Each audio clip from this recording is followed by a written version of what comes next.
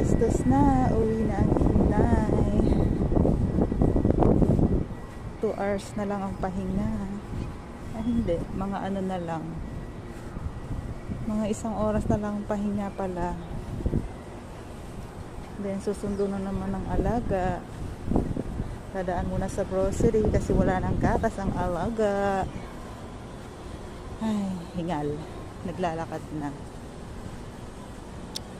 So galing kasi ako ng shilling ngayon. Bunti na madam, naglinis ako. Kasi it's my duty. Tapos pauwi na ako ngayon. About 4 hours din siguro ako naglinis doon. Downtime lang din sa biyahe. Kasi commute. Pero okay lang. Go, go, go. Laban, laban.